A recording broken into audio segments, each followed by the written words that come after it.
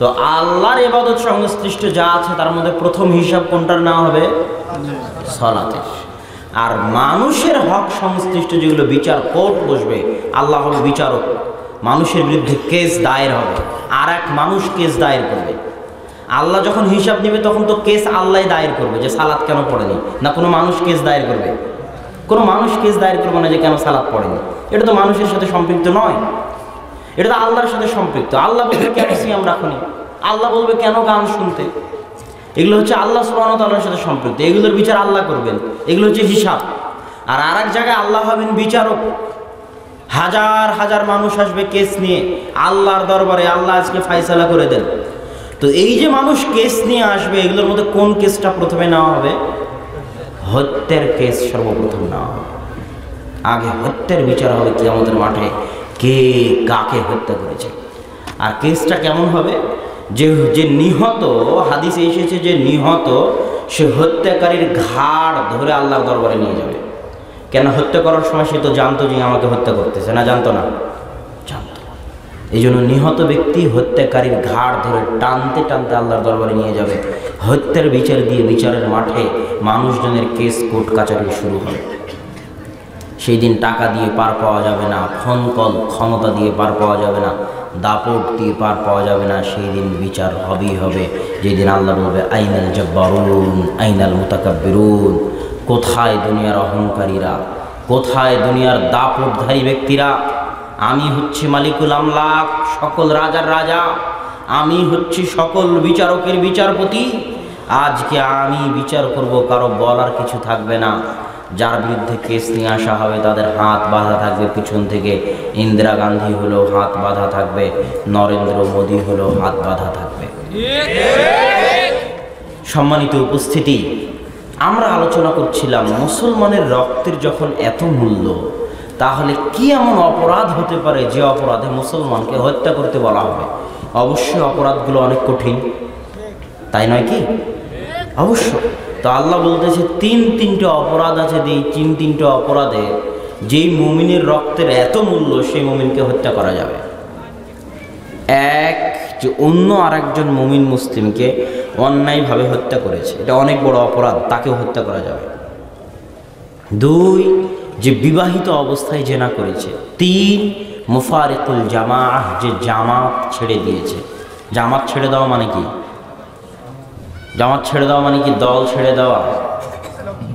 হ্যাঁ, জামাত ছেড়ে দেওয়া মানে হচ্ছে ইসলামী খেলাফতের খলিফার আদেশের বিরুদ্ধে বিদ্রোহ করা, 5 ওয়াক্ত সালাতে মসজিদে উপস্থিত না থাকা, স্থায়ীভাবে মসজিদ ত্যাগ করে দেওয়া, মুসলিম সমাজ থেকে বিচ্ছিন্ন হয়ে যাওয়া। মুসলিম সমাজের সাথে থাকা মানে 5 ওয়াক্ত সালাতে মসজিদে থাকা, এটা হলো মুসলিম সমাজের সাথে থাকা। 5 ওয়াক্ত সালাতে মসজিদে নাই মানে মুসলিম সমাজের সাথে নাই, মানে জামাতের সাথে নাই।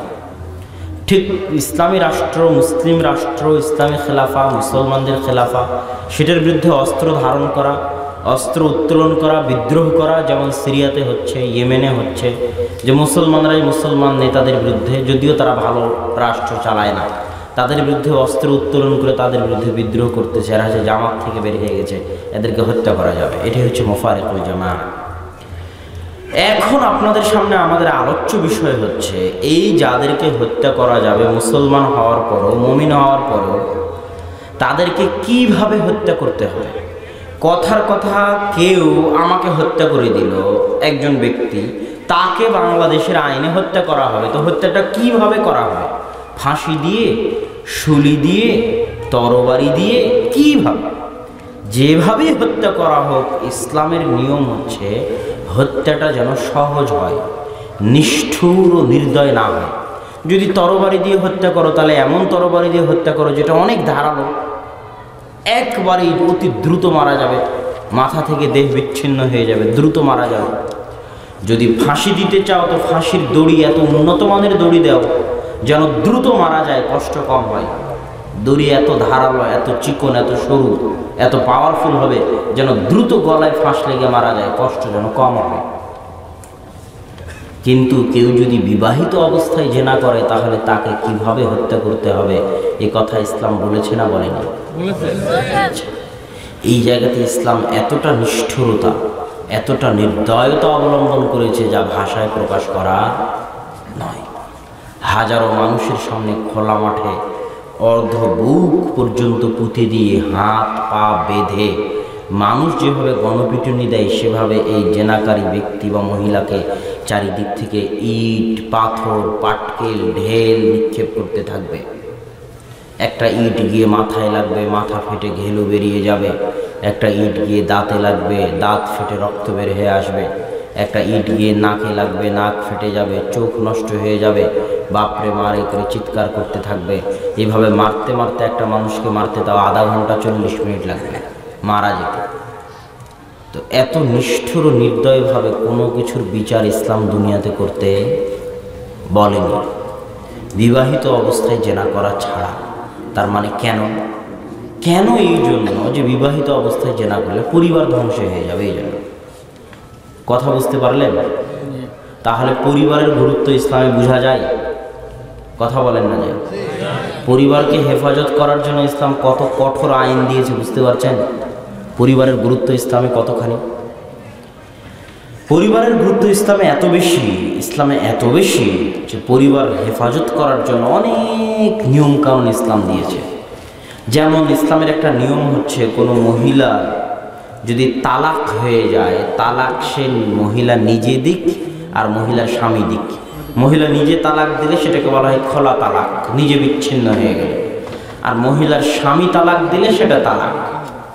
তো মহিলা নিজে তালাক, খোলা তালাক করে নিক আর তার স্বামী তালাক দিক, অথবা মহিলার স্বামী মারা যাক, স্বামী মারা গেলেও, তালাক হয়ে গেলেও আর স্বামী তালাক দিলেও কোনো অবস্থাতেই ওই মহিলা পরের দিনেই আর একজন ছেলের সাথে বিবাহ বন্ধনে আবদ্ধ হতে পারবে না। তাকে ইদ্যত পালন করতে হবে। বুঝলাম স্বামী মারা গেছে তাই দুঃখ কষ্টের জন্য ইদ্যত পালন করবে, কিন্তু যার সাথে গন্ডগোল মারামারি করে তালাক করে নিলাম তার আবার শখ কিসের?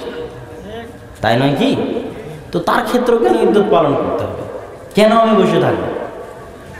যার সাথে মারামারি গন্ডগোল করে তালাক করে নিলাম তারপরও কেন আমাকে বসে থাকতে হবে? জি, বসে থাকতে হবে শুধু এটার জন্য যে ইসলাম পরিবার রক্ষা করতে চায়। আপনার পেটে যদি কোনো সন্তান থাকে, ওই পেটের সন্তানের পিতাকে, এটা স্পষ্ট হওয়ার জন্য। কেননা সন্তানের পিতার পরিচয় নাই মানে পরিবার নাই, সন্তানের পিতার পরিচয় নাই মানে পরিবার নাই, আর সন্তানের পিতার পরিচয় নাই মানে পরিবার নাই, পরিবার নাই মানে ইসলামও নাই। ইসলাম তো টিকেই থাকে পরিবারের উপর দিয়ে। ইসলাম দুনিয়াতে টিকে আছে কিসের উপর দিয়ে?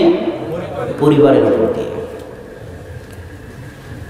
সম্মানিত উপস্থিতি, এই জন্য আল্লাহ সুবহানাহু ওয়া তাআলা তালাকের যে বিধানগুলো করেছেন, তালাকের মাধ্যমে পরিবারকে বিচ্ছেদ করে দেওয়া হয়, বিচ্ছিন্ন করতে পারে মানুষ, কিন্তু তালাক দেওয়ার ক্ষেত্রে আল্লাহ ধৈর্য ধারণ এবং সময় নিতে বলেছেন। 1 সেকেন্ডে, 1 বৈঠকে রাগের মাথায় 3 তালাক দিয়ে একটা পরিবারকে আপনি বিচ্ছিন্ন করে দেবেন, এই সুযোগ ইসলামে নাই। আপনাকে কমসে কম কতদিন ভাবতে হবে? 3 মাস। 1 মাস চিন্তা ভাবনা করে হাইজ থেকে পবিত্র হলে 1 তালাক দেবেন, 2 মাস চিন্তা ভাবনা করে হাইজ থেকে পবিত্র হলে 2য় তালাক দেবেন, তারপরে 3য় তালাক দেবেন। 3 মাস চিন্তা ভাবনা করে একটা সিদ্ধান্ত নিতে হবে। আর মনে হয় না কোনো সিদ্ধান্তের বিষয়ে এত লম্বা চিন্তা ভাবনা করতে হয় মানুষকে, বা ইসলাম করতে বলেছে। আর কোনো সিদ্ধান্তের বিষয়ে ইসলাম এত লম্বা চিন্তা ভাবনা করতে বলেছে, এটা বোঝা যায় না যে তোমাকে 3 মাস ভাবতে হবে। 7 দিন ভাবলেই হলো, 2 দিন ভাবলেই হলো, 1 ঘন্টা ভাবলেই হলো। কিন্তু একমাত্র পরিবারের ক্ষেত্রে ইসলাম কতদিন চিন্তা ভাবনা করতে বলেছে? 3 মাস। কেননা পরিবার দিয়ে ইসলাম টিকে থাকে।